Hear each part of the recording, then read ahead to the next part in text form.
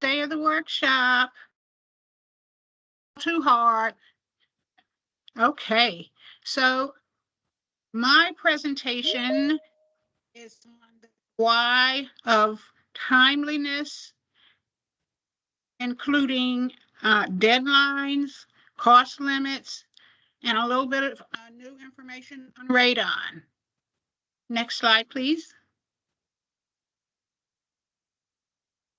So this session is a hodgepodge of critical reminders and something new hot off the press that I've kind of told you about already, radon.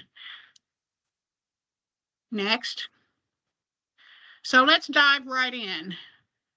Timeliness during the application process, when you're preparing an application.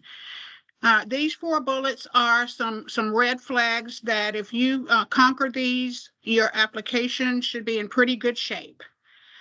First, you should develop a reasonable scope of work.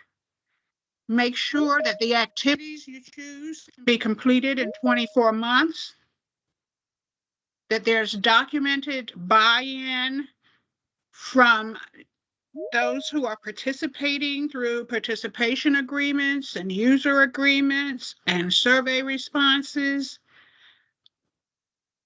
Identify the experience of your core management team members. Make sure all the roles are filled with consultants who've done this type of work before and will be an asset to your team. List contractors in the queue to do the construction work. Those who are skilled enough to complete the activities within the allotted time. And lastly, you need a thorough, pragmatic budget. Make sure that infrastructure activities have a line item for engineering. Make sure that owner-occupied substantial reconstruction has a line item for demolition. And that facades take into account which buildings have 2 or 3 sides and should be allowed more money.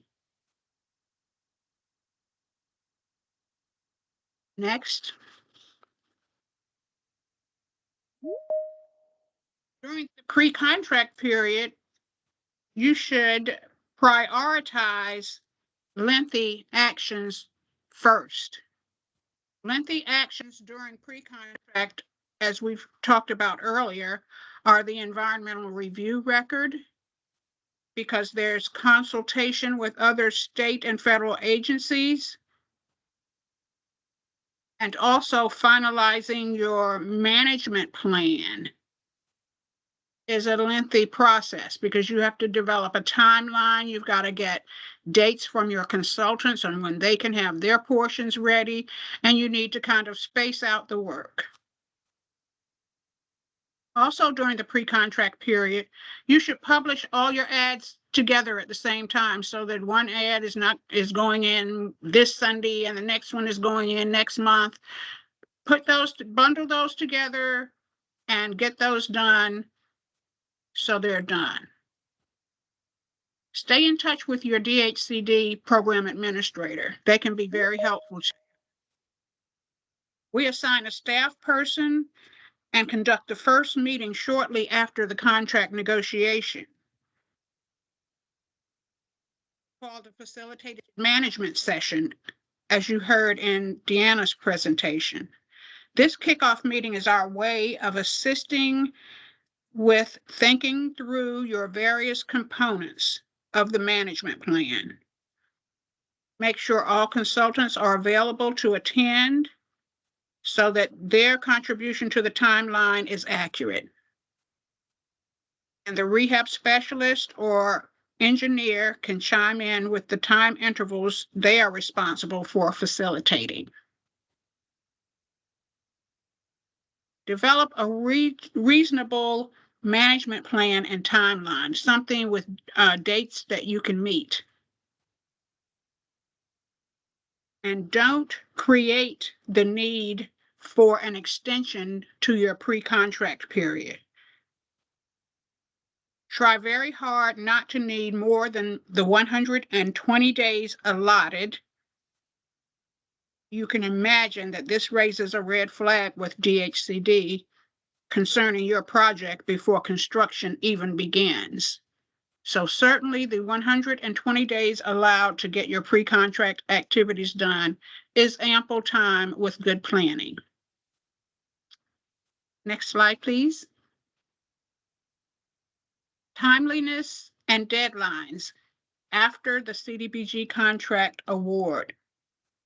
Be prepared to, 1, submit monthly progress reports on time. 2, upload remittances at least quarterly. 3, upload annual reports before the stated deadline. I want to share with you that the at-risk status with HUD means the contract can be terminated for non-performance. So there are times when we reach out to you and say, your project is on a HUD list. We really need you to get a remittance in here, or we really need you to draw down money from this particular line item. That is a red flag to us, and it also means that HUD has you on a list of being at risk. Please be responsive when you hear from us on items like that. Maintain your beneficiary data and procurement data using spreadsheet templates. Submit annual audits before the end of March each year. All of these actions contribute to the timeliness of your project. So it's just not finishing on time in 2023, but it's all along the way. Next slide. Thank you. Another area that we see that folks are not adhering to are the Davis-Bacon labor standards. So 10 days prior to a bid opening, you need to contact your program administrator for what reason? Why do you need to do that? Please put your answer in chat. 10 days prior to your bid opening.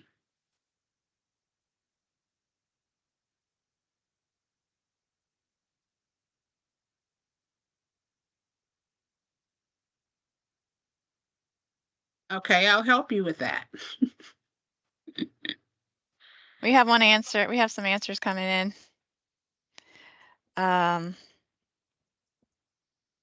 Vaughn says Labor Department wage determination, and Greg Mason says check wage decision.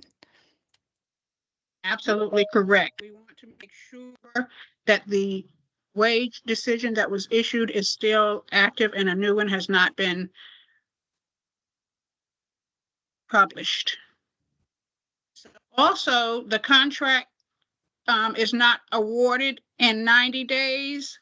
What do you need to do?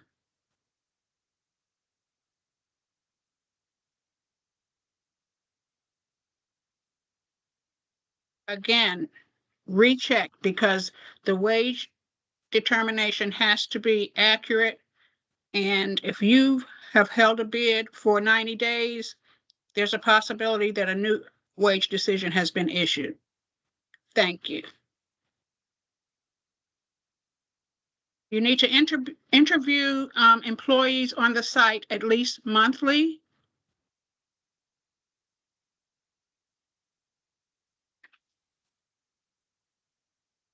Interviews should represent each job classification and can be duplicative if there is a small crew. Take special effort to interview subcontractors who are on the site for a limited time period. If you miss a worker during the interviews, We suggest that you send a form by mail to self-addressed stamped envelope for easy return. Why is this?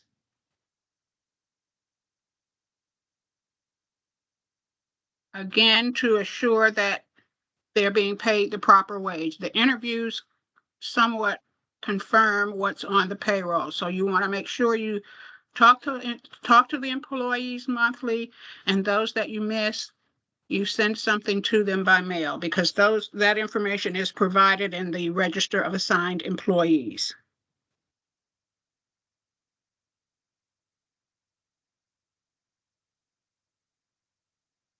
The register of contractors and subcontractors of contractors and suppliers should be provided monthly.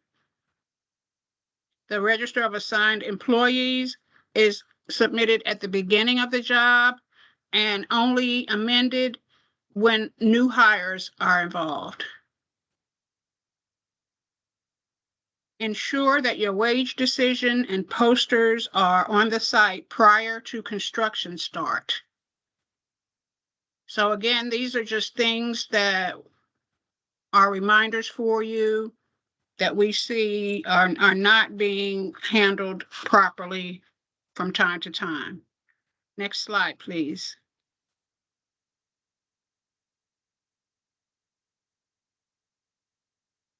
Okay. DHCD's responsibilities are to respond to grantee inquiries, to provide technical assistance and training on rules and regulations, to monitor the grantee for state and federal compliance. Those monitorings, as we've said earlier in the project, are annually the interim compliance review and the final compliance review. And there are other times that we come out and visit or attend your management team meetings, just so we'll stay abreast of what's going on. Your assigned program administrator is on your management team, and they attend as many meetings as possible.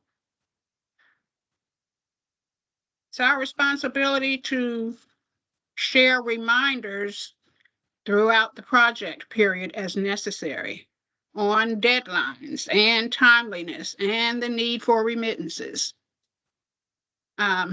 We review support documents for every penny of the grant funds and leverage funds expended.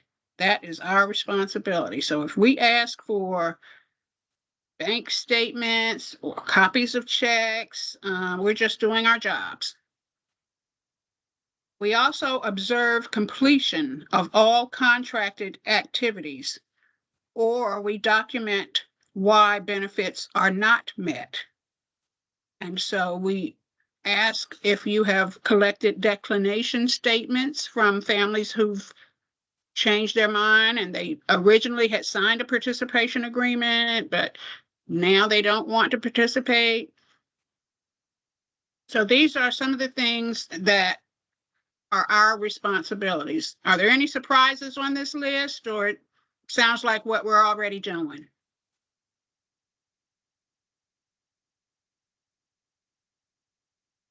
Thumbs up. Okay, thanks. Next slide, please. Timeliness relating to housing rehab. What we're seeing is that folks are not always requesting the contract clearance from DHCD before contract award.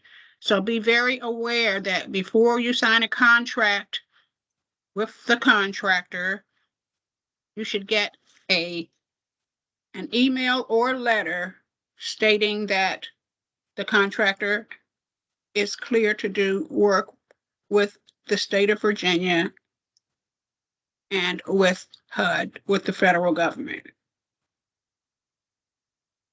We're also seeing that you should issue a change order if construction takes longer than the contracted period. Change orders address construction items as well as contract extensions for the contractor's work. Don't just let them go on and on. You hold them to the 90-day completion period. You should establish a completion date in writing so that the 12-month warranty period is clear to both the contractor and the homeowner. So make sure everyone knows the actual completion date of the work. And if lead paint activity occurs, the occupants must be notified within 14 days of clearance by the risk assessor of the specific actions taken to make their home safe. That's another deadline that people often overlook. It's notification to the family of what was done in their home related to lead. Okay, next slide, please. Contract extensions. These are contracts between DHCD and the grantee. They must be requested in writing with a timeline attached. Why do we need a timeline? Because the timeline discusses what will be done in the extended period that you're asking for. Your original timeline would not go outside of the 24 months, but if you're asking for 6 more months, then we'll need a timeline to see what's going to occur in those last 6 months. We really think that extensions should be kept to a minimum. This is something that we're going to really kind of clamp down on. We've been somewhat lenient in these COVID years, but that leniency is going to come to an end shortly. So do keep in mind that your project should be operating on schedule and meeting the benefits within the 24-month period. Should you need an extension, just a reminder that it should rarely exceed 12 months. Sometimes people just need 3 months or 6 months, but I would suggest that you never ask for more than 12 months because it probably would be approved. Hopefully, contract extensions are a thing of the past. They're never guaranteed. And the reason why is because it jeopardizes the CDBG program allocations, not locally, not statewide, but it's the federal government that looks at our books and sees that we're not spending the money they're giving us. So why should they give us more? So that's all the more reason for everybody to develop projects in the future that can be done in the time frame and to spend the money, get it done on time, break it into phases if you need to. Timeliness is extremely important. And it's something that we have been lenient with, as I've said. Next slide, please. So now I'm going to briefly go over our housing rehab cost limits. These are the same as we've had in place for about 2 years now. I'm not going to read each particular one. I think the slide is large enough for you to check on the types of houses that you do most regularly. We've got 2 programs listed on here, the IPR Flex program and the CDBG program. This is broken into 2 slides. So the first slide is for houses constructed after 1978, or if before 78, they'll need a risk assessment to identify lead paint hazards and to abate those before you are able to use these higher limits. Okay. Is there anything that jumps out at anyone? Do these look like what you're used to seeing? These are not changes. These are the same as last year. There's one correction in IPR substantial. The rehab specialist on the prior chart, I believe the amount was $5,500. And in 2024, we raised that to $6,000. And so there may have been some confusion. If so, get with your program administrator and straighten that out. Get that extra $500 if you need to. Otherwise, everything is the same there. Next slide. These are the cost limits for houses constructed before 1978, and they will have no testing. They will presume lead. And so as you see, the base contract is $25,000, and the exceptions usually involve new construction like water, digging a well or putting in a septic system or adding a bathroom, adding modifications for ADA, enlarging the footprint or flood proofing.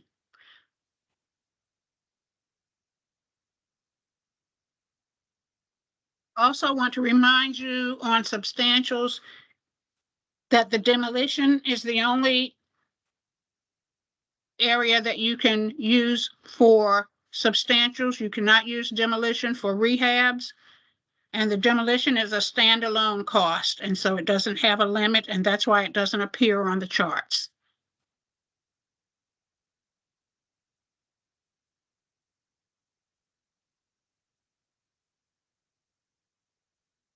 Okay. Jessica, could you read that question for me? What about the cost for wells in the previous slide? Okay, if we can go back.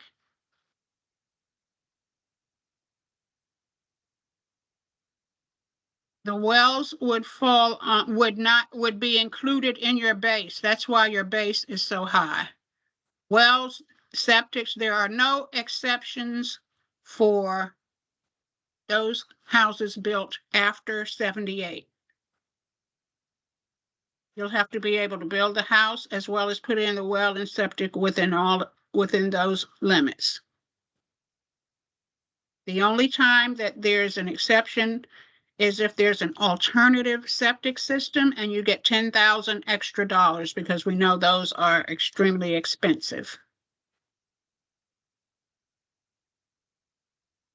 Okay. And next slide, please. So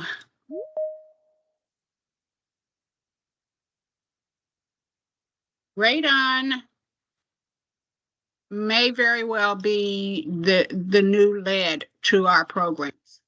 Not only in housing, but radon applies to other buildings that are being renovated, remodeled, constructed in the CDBG projects. This is hot off the press. HUD instituted a new radon regulation effective April 11th, which was exactly a week ago. DHCD has not yet developed an implementation policy on how to address it. However, it will be rolled out soon. And for now, HUD wants radon acknowledged in the environmental review record in the category of contaminants and toxic substances. And your source documentation will be the Center for Disease Control's radon tracking maps and their systems, and other specified scientific data. So to introduce you to radon and what other states are doing and some that have been doing it for a while. We're going to show you a video that was produced by the University of Alaska Fairbanks. They put it together for the cooperative, see, Cooperative Extension Service. Alaska has the highest recorded readings of radon in the United States and has worked in this field for years. So pay particular attention. We will probably have a follow-up webinar on radon once we roll out our regulations on this. It is brand new, as I said. It took effect a week ago, April 11th. So pay attention and let's roll it, please. Okay, give me a thumbs up or down if the volume works or not.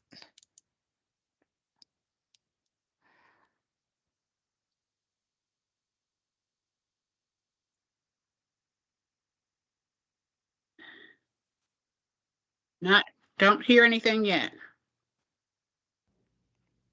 Hi, my name is Art Nash, and I'm the Energy Specialist at the University of Alaska Fairbanks Cooperative Extension Service. In this video, we'll explain the details of a problem in Alaska's homes, radon gas. Radon is an odorless, colorless gas that comes from the decay of uranium in the soil. It becomes a problem when it collects inside a home because long-term exposure to elevated levels of radon gas can cause lung cancer. In fact, radon is the second leading cause of lung cancer after smoking.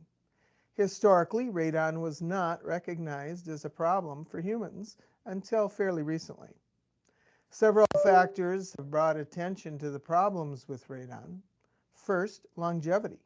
We live longer than we did 100 years ago, and we have more opportunity to develop the lung cancer that is a result of the long-term exposure of radon. We live in a more indoor lifestyle, in tighter homes. Unlike the houses of old, modern housing technology, like vapor barrier, can create a tight envelope that may allow indoor pollutants like radon to collect. There are 4 factors that cause radon gas to build up in a home. First, there must be adequate uranium in the soil.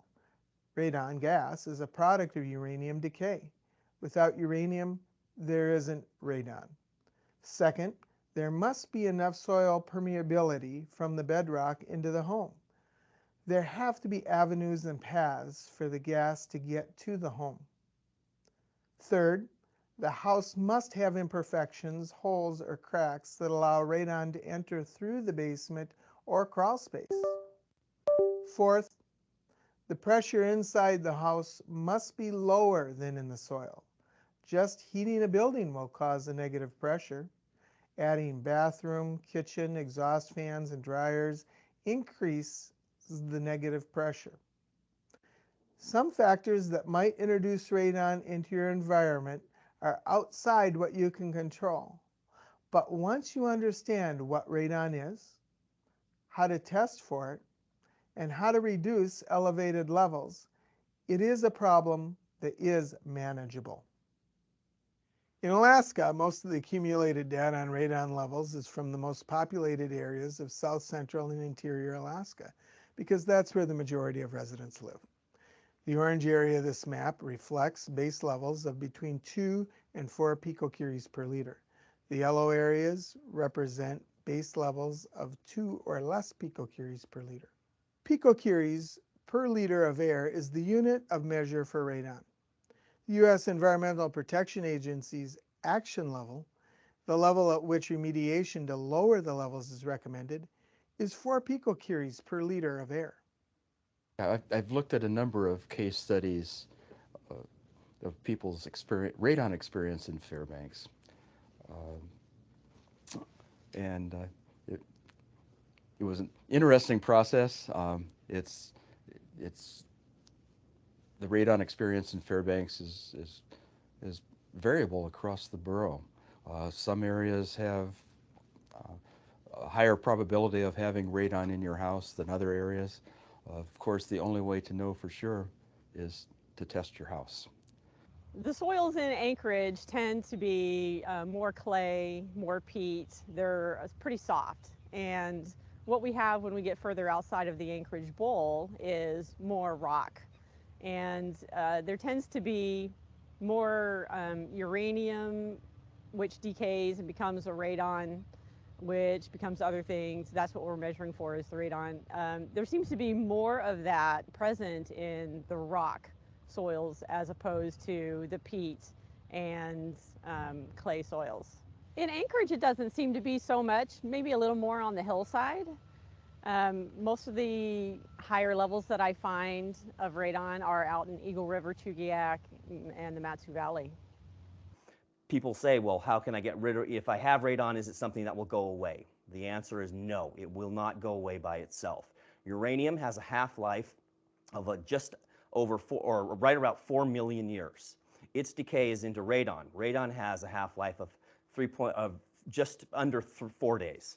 So whereas you can rid your home of radon, you cannot rid the environment of the uranium or radium. So radon is more prevalent in areas where houses are built close to bedrock. But without testing, you really don't know for sure if your house has a problem or not.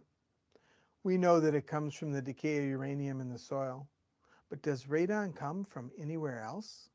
Radon in water, I would have to say that it's not, very much is not as prevalent as radon gases entering into a home.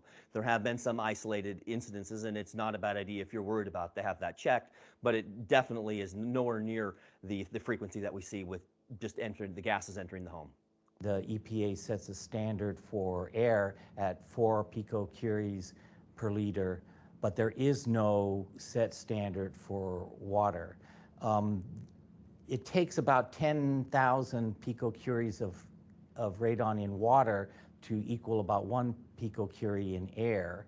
And how the radon in water affects the air quality is through showers. When you aerate water by spraying a mist through showers or laundry or doing the dishes, then it becomes in the air and becomes a problem in inhalation. If you have water coming directly from groundwater through a well, then you might want to have your well water tested, because then that might be a contributing factor to the air quality in your house. Now we know what radon is and where it comes from. Let's explore the health issues that are related to it. When we breathe in radon, radon is usually in a gas form, and it enters the lung and reaches different parts of the lung. In itself, you don't usually see any immediate harm or health effects. However, radon is known to be carcinogenic. So if you keep getting exposed for a long time, this radon, just by the way it acts, it produces ionizing radiation, which could damage cells and DNA, our genetic material. And if this happens repeatedly and our body does not repair it or fix it, we could end up getting a lung tumor or a certain type of cancer in the lung. And again, our bodies have many mechanisms to combat these different mutations and damage, but in some cases it goes out of control and it could result in cancer. The body is amazing at healing itself. So when you remove a toxin or a pollutant or an irritant from the air that you're breathing in, you're always going to be better off. And the body will heal itself to the best of its ability. Now that said, you may still contract lung cancer down the road from exposure early on. National and international bodies like the Agency for Toxic Substance and Disease Registry and the World Health Organization have placed the radon as the second cause of lung cancer in people, only next to cigarette smoking. Human nature is if we don't see it, we don't think about it. And so many pollutants are invisible, including radon, carbon monoxide, other gases like that are invisible, but that doesn't mean that they aren't harmful to human health. There are many potential or even common pollutants in the home. What's unusual about radon is that it's a naturally occurring gas that comes up through the ground, seeps into your home, and then becomes dangerous. Now we know where radon comes from and how it affects us. How do we find out if we have an elevated radon level in our home? Because radon is odorless and colorless, the only way to know if you have a radon problem in your home is to test. And there are several types of tests. Some are short-term and some are long-term. Let's take a look at the different types of tests. Probably the first test an individual might use is a charcoal test. It's the quickest test to employ, and it's a screener, a test you do to determine if further testing is required. To do the test, place it on the lowest living level of your home for a 3-day period, giving you a snapshot average. Another homeowner-friendly test is the alpha track test. It's deployed in a similar way as the charcoal test, but what makes it a more robust test is that it takes into account a broader time frame, from a couple of weeks to a year, so that it gives you a more leveled average. Finally, when it comes to homeowner testing for radon, a continuous digital radon monitor can give an instantaneous, real-time reading of radon gas levels. Unlike the two other tests, this one does not need any other professional assistance in lab work or analysis of data. It's not a one-time test, but one that you can keep in your home as long as you feel a need for it. And particularly, it's useful for long-term monitoring for those who've taken steps to reduce elevated levels of radon in their home to gauge the effectiveness of the mitigation and its continued performance over time. These three tests can give you a broad indication of the levels of radon you have, but to get a really accurate reading, you may want to call in the professional who, using air sampling equipment, can give you a very precise graphed reading over a 72-hour period. I'll place this unit, say, in the lowest living area of the home. We shield it from the sun. We put our sample port approximately 18 inches off the ground, and we'll leave it here for a minimum of 3 days. It will then sample and data log those sample points. We'll collect it after the time frame, print it out, and find out if the home has exceeded or is below the 4 picocuries per liter. Okay, you've tested the radon levels in your home and found that they exceed the EPA's action level of 4 picocuries per liter of air, and that remediation is needed to bring those levels down. If your levels are just a bit above the action level, say 5 or 6 picocuries, you may be able to bring the levels down to 4 or below with some simple sealing techniques on cracks and utility penetrations, such as waste pipes or electrical conduits in your basement slab and walls. Just sealing penetrations may not be enough to get below the EPA's recommended 4 picocuries per liter.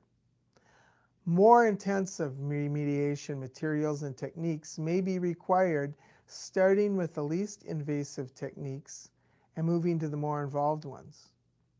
Now, let's visit a homeowner as he begins the installation of plastic sheeting that will act as a radon barrier in his crawl space. This is the crawl space of the house we just bought in August, and we had it tested for radon during our inspection period with Arctic Technical Services, and we found that we had 4.8.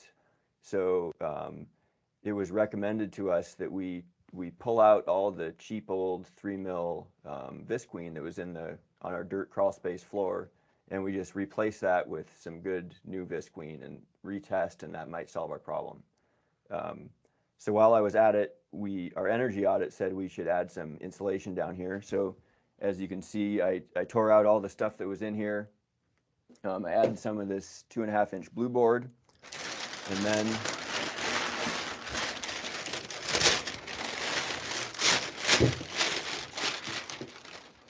I got some of this really good vapor barrier, and this is Too Tough is the brand. It's made in Wisconsin, and it's only 3 mils, but it's this cross-laminated, high-quality polyethylene.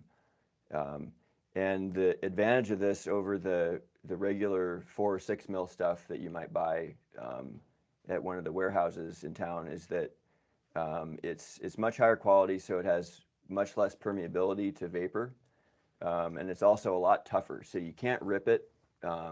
You can cut it easily with scissors, but it's not going to get pinholes if you walk on it. So I just figured as long as I'm doing this, might as well do it once and not have to redo it in a couple of years. So now I'm going to seal a sheet of this vapor barrier coming down from my foundation wall to the vapor barrier I've got going on the floor here. And I'm going to do that. First of all, I'm going to overlap the sheets by, they say, at least a foot. I think we've got a little more than that here. And I'm going to run a bead of this acoustical sealant, aka Black Death, and then I'm going to tape it with some vapor barrier tape. So this is my first time doing this, so we'll just give it a shot.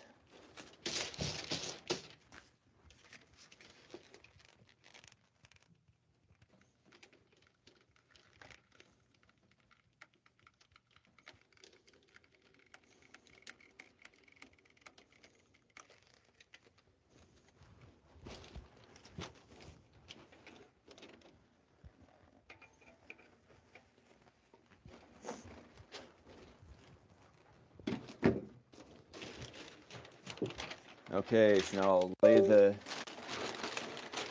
vapor barrier down over that seam.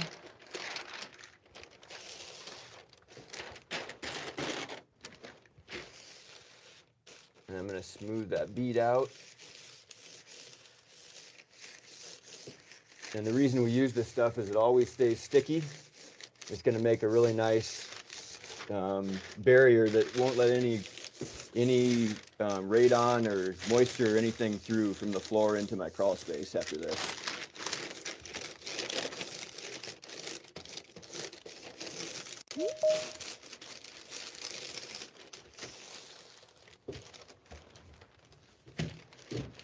And then finally I'll just finish it with some of this vapor barrier tape.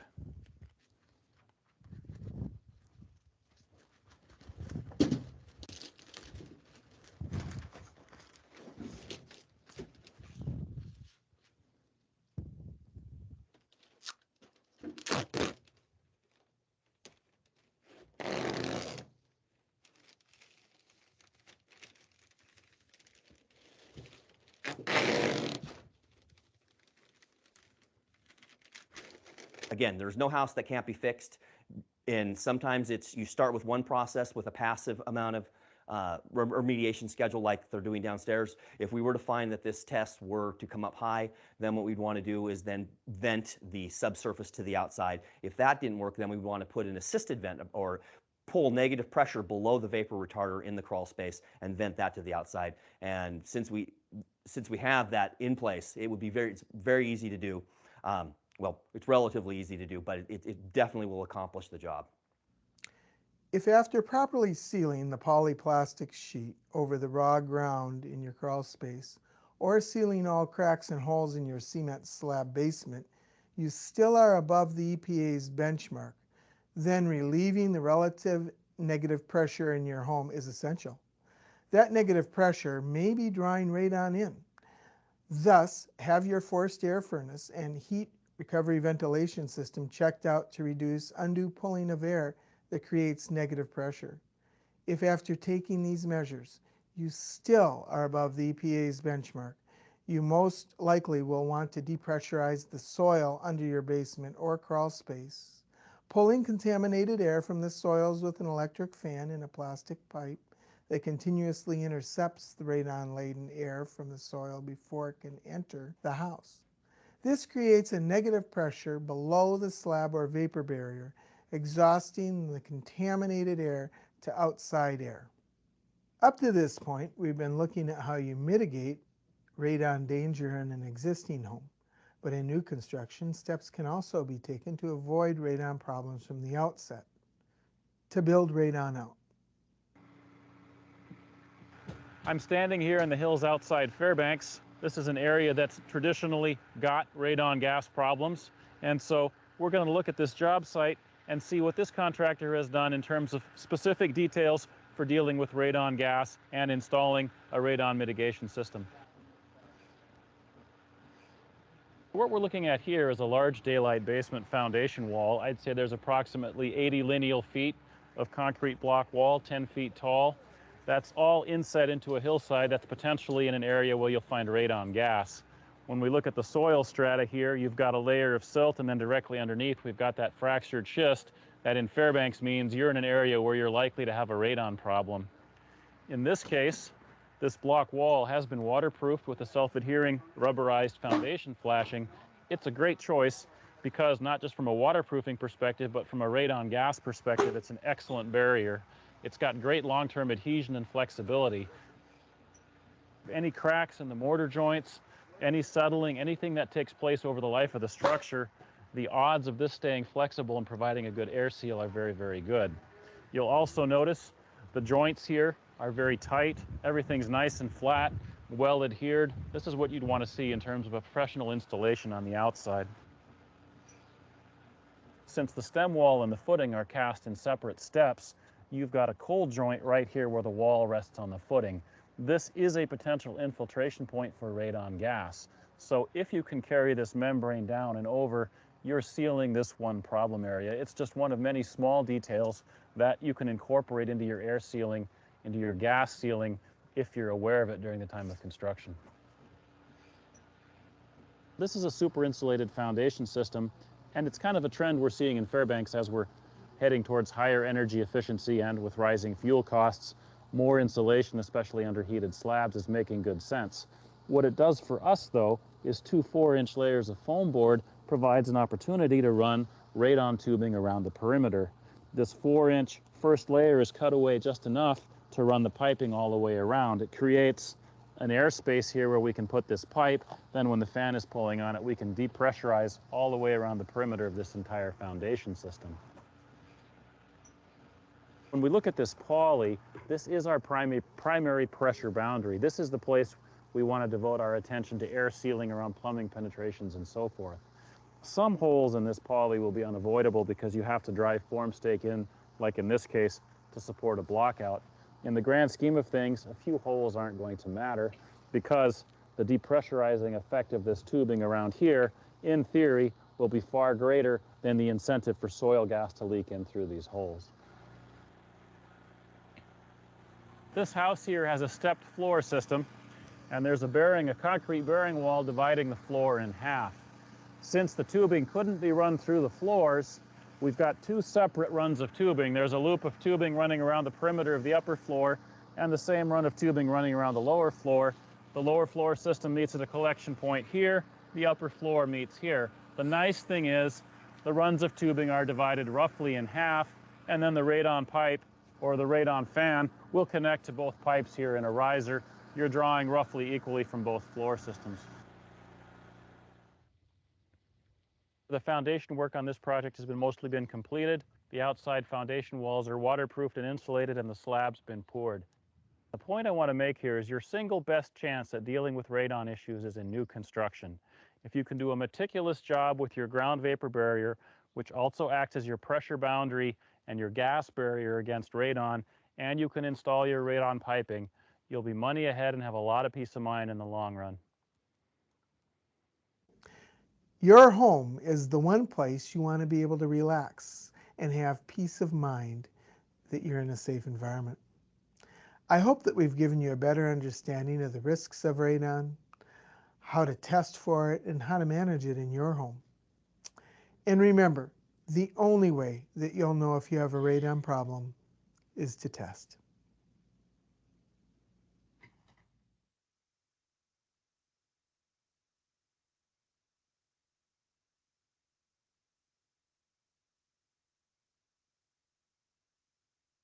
Okay. I'm sure that was quite eye-opening, but we've always heard that there's even stuff in the air we breathe. So now more things are coming to light. Sell to your customers anywhere with Shopify, the commerce platform designed for entrepreneurs. Sorry. Online, on social, in person, and on the go. I apologize. Okay. Thank you. We've seen quite a bit in the chat, and we're certainly going to call on some of our folks in the network who are on this call, on this workshop platform session to share some things with us, but let's just finish up this presentation and then we can have a conversation. Next slide, please. So this is the EPA's radon zone test for Virginia. As was stated in some of the comments in chat, this is an outdated map, but it was the easiest one to share with you to give you an idea of what's going on within our state. It's color coded. The zone 1 has the highest potential for radon to be present in buildings with 4 picocuries. You learned a new word today, didn't you? Some of you, picocuries.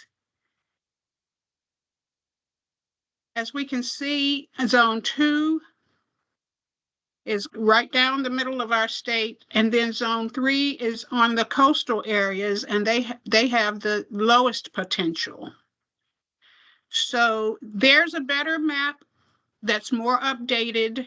As was said, this map is from 1994, when they probably didn't have the technology that they have now. But what I mentioned in an earlier slide, the maps on the CDC's website are the most accurate, and they have the ability to filter down to each county, and you can click on that, and that's where you will get your information for your environmental review. Picocuries. Okay. I live in Lynchburg, and Lynchburg has the middle value between 2 and 4. So that gives me just a little bit of ease, but it still can be higher. I mean, it depends on the condition of your home, whether you have cracks that need to be sealed and that type of thing. So let's hear from Jimmy Moss. He had some interesting information in the chat. Jimmy, are you prepared to just share 1 or 2 sentences with us on what's going on here? I can, I guess. I wasn't really prepared, but I'm, you know me, usually if I get an opportunity to say something, I'm generally speaking. Good. We count on that. You're a resource for us. Well, and I can say that, you know, we've been dealing with radon gas through the building code for quite some time. And, you know, the systems that you saw are put in some of the houses in areas that are of higher risk during the time of construction. And, you know, we have done the testing in homes, and in the, you know, and you were talking about your concern in the moderate potential area, and there is a potential for radon in those areas.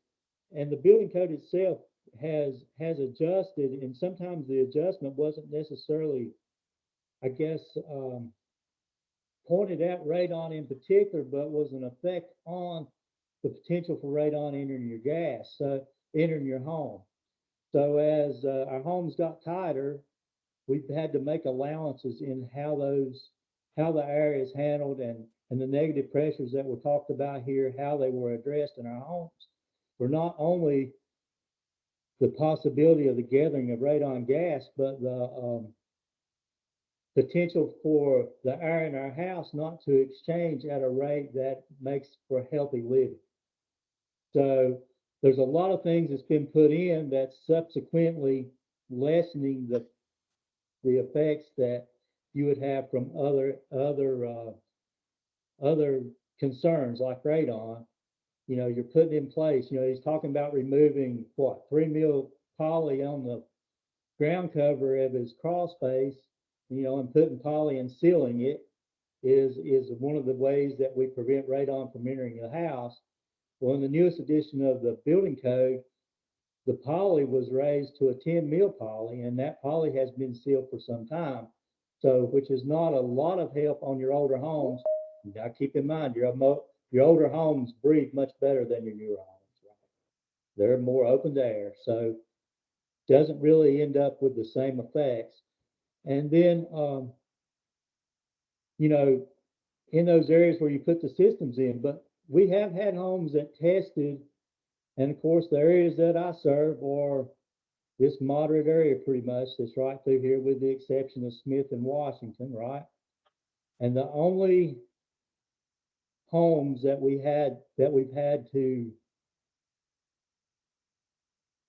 that we came in and found radon to be an issue had other circumstances that caused the radon to be an issue.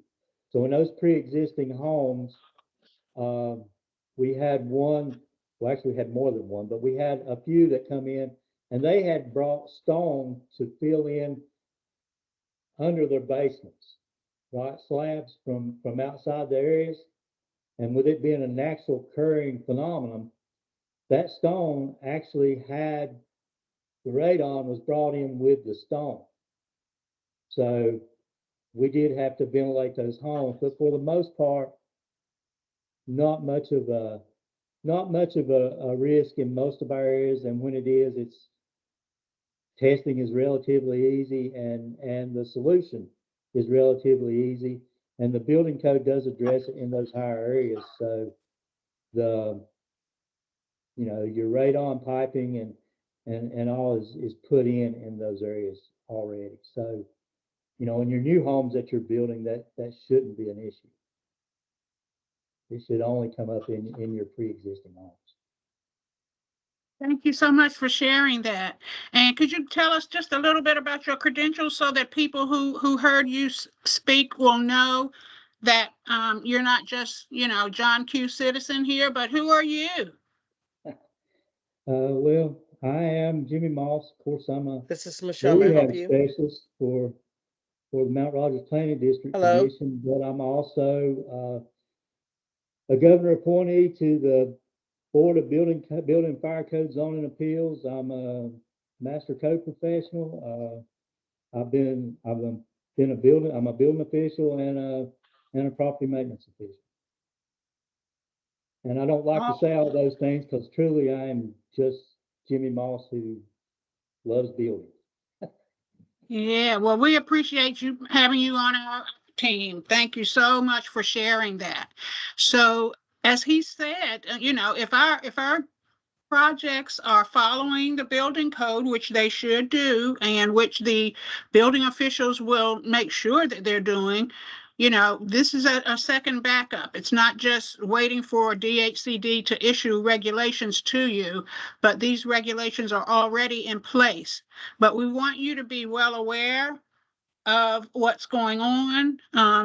We know radon has been here a while. I don't sit around reading the building code, so I didn't know that they had already addressed it in the building code, but the professionals that we allow you to hire, the consultants and professionals, the rehab specialists, the engineers, these folks should be up on this, and they are our, first line of defense on hazardous situations. And so we will certainly rely on them, but we want to educate you all as well. So as I've said, I really feel like we're probably going to have a little, 1 hour probably webinar on radon and how it's going to be addressed in our programs, but wanted to make you acutely aware of what's going on. Again, this map is outdated, but it was just so clear and so precise. It's good to hear from Jimmy Moss that most of the houses, are testing out okay. Your first action step as a result of this session is to begin to develop a list of contractors in your area that can do radon testing and radon mitigation, because it's going to take specially licensed folks similar to what lead did as it relates to risk assessors and abatement contractors. You're going to need a special kind of contractor to do this if you find the need to retrofit a house that you're working on. If it tests out at above the picocuries that are recommended. And what is that number? That's the danger zone. 4. All right. So anything below 4 and you're in fairly good shape. Hello. Yes. All right. That's good. Someone needs to mute. Well, Okay. Next slide, please. So questions, comments?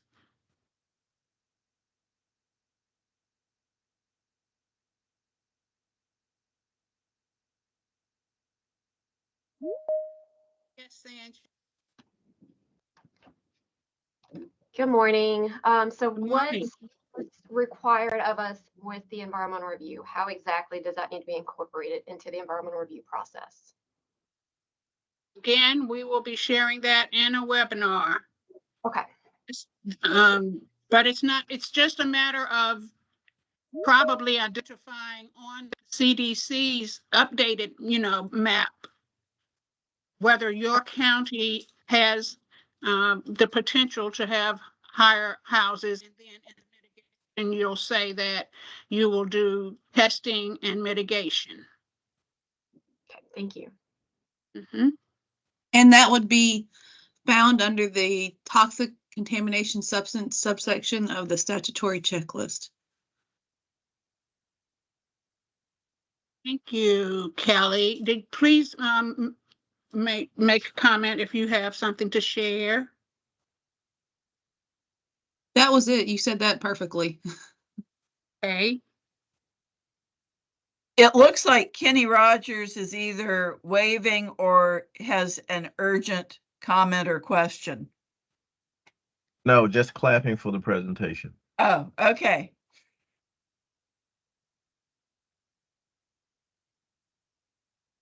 All right. So you all let that stuff sink in, and you'll be stay tuned. You'll be hearing more from us on Radon. Again, comforting to know that some of this is addressed in the building codes, and so the contractors will have to follow it anyway. But do develop the list of testers and mitigation contractors in your area, or they're probably not going to be, they probably are going to be a couple of counties over or close to the largest town. I checked the DPOR website, and there are only about 30 or 40 in the whole state. So develop your list so that you'll know who you need to contact to gather your bids for doing this type of work. I will quickly say that testing is supposed to be probably less than $500, and mitigation, if it's some of the easier items, can be between $2,000 and $3,000. And of course, all of this is grant eligible, so it doesn't sound like it's something that's going to blow us out of the water, but it may prices may have increased since my research online. How all materials and things have gone up. So it sounds like it can be handled for, I'd say, less than $4,000 or $5,000, depending on the size of the home. This is concentrating on in homes, but the concern is also in other buildings that people frequent as well. So it's not just housing. I thought this was a good video. There are lots of videos out there, and I watched lots of videos, but I thought this one was plain and simple and kind of got to the point. So thank you all for listening. Have a good day. Sherry? Yes, there is a question from Janet Jonas. It says, will extra funds be available going forward for this testing mitigation cost outside of cost limits? That will be a part of our policy that's developed, but it's very likely so, but I cannot say right now because this is just a week old and I can't. Yeah, everybody gets 10,000 extra dollars per house. You know, can't say that. But that is all part of us developing our policy on how we're going to do it, and it is grant eligible, so we will do what we can. All right. Thank you so much, Joanne. That was a lot of great information.